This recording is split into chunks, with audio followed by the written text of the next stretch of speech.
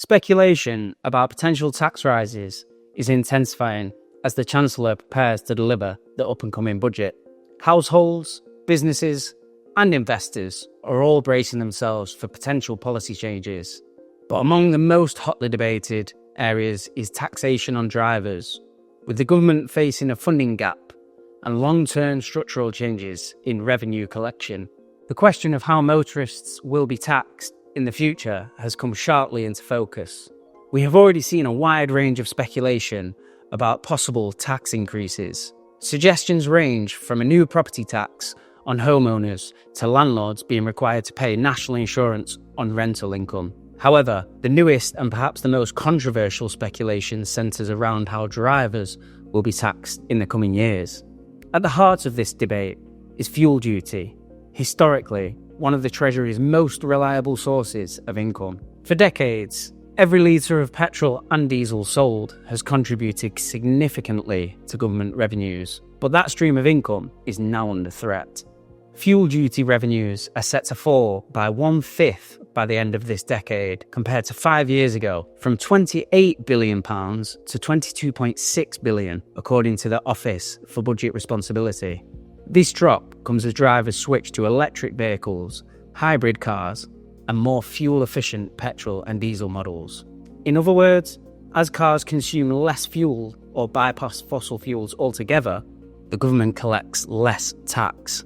This presents a major fiscal challenge. Fuel duty has historically been worth tens of billions of pounds annually. Losing even a fraction of that revenue leaves a hole that must be filled, particularly at a time when government spending pressures are already mounting. And with so many issues already stacked against the Chancellor, UK GDP growth was flat in July 2025, 0.0% according to the ONS. The government borrowed £18 billion in August, far higher than expected. Public debt remains close to 96% of GDP. Healthcare and pension costs are climbing.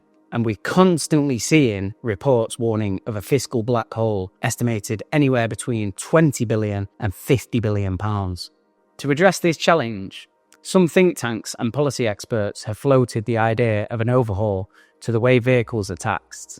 The Resolution Foundation, which has considerable influence in Labour circles, said vehicle tax should be overhauled to replace lost fuel duty as more drivers switch from petrol and diesel cars to electric vehicles. The think tank has proposed a system to hit drivers with an annual tax plus another fee between 3p and 9p per mile driven. Drivers of heavier vehicles could be charged a higher price, reflecting on wear and tear on Britain's roads. The proposal is clear. If people are not paying the fuel duty, the government needs to find another way of making sure motorists contribute to the upkeep of roads and public finances. The idea of charging people per mile driven has been discussed for years, but as the transition to EV accelerates, alongside the rise of more fuel-efficient petrol and diesel cars, the conversation has now been brought back into focus by the left-leaning think tank, the Resolution Foundation. The idea of a per-mile charge is not new, but the practicalities of how it would work are complex. Adam Corlett, a principal economist at the Resolution Foundation, suggests the lightest cars being charged 3p, rising to 9p per mile for heavier models. Distance could be logged via a mixture of MOTs, self-reporting, and ideally telematics. This means that under the proposed system, driving a light EV might incur a charge of 3p per mile, while a heavy SUV or van might be taxed closer to 9p per mile. For drivers who commute long distances, this could quickly add up. For example, driving 10,000 miles per year at 6p per mile would cost £600 annually. On top of any other road-related charges, the system would also potentially create scope for local governments to add additional fees to tackle congestion in urban areas. London already has a congestion charge and an ultra-low emission zone. A mileage-based tax could be adjusted to reflect such policies nationwide. Unsurprisingly, the government has not confirmed anything yet. A Treasury spokesman said, "The Chancellor makes tax policies decisions at fiscal events. We do not comment on speculation around future changes to tax policies." This cautious response highlights the sensitivity of the issue. Any changes to motoring taxes are politically risky. Drivers are a large voting bloc, and changes to how people are taxed on something as essential as transport are always contentious. While speculation about motoring taxes has dominated recent headlines, it is not only the area where the government may look for additional revenue. In fact, speculation around taxes ahead of the budget has been widespread. For the Chancellor, the challenge is not just fiscal, but political.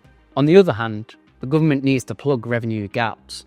On the other, it must avoid angering key groups of voters: drivers, landlords, homeowners, and businesses. All represent significant constituencies. Taxing any one of these groups too heavily risks backlash. And all of this comes against the backdrop of the UK heading for its highest tax burden in modern history, with the overall tax take forecast to rise to around 37.7% of GDP by the late 2020s, the highest level since records began in 1948. It's important to see this debate with the broader fiscal context. The UK's debt to GDP ratio remains historically high. Rising interest rates have increased the cost of servicing that debt. Meanwhile, demographic changes mean that more money will be needed for pensioners and healthcare in the years ahead. This is why speculation around tax rises is so intense. The government has limited room to manoeuvre. Borrowing more is risky. Cutting spending is politically painful. That leaves rising taxes as one of the few options available. With all that in mind, the question becomes unavoidable. Do you think these tax changes are even feasible? Or are they simply too politically risky to ever be implemented? Let us know your thoughts in the comments below. And don't forget to like, comment, and subscribe for more.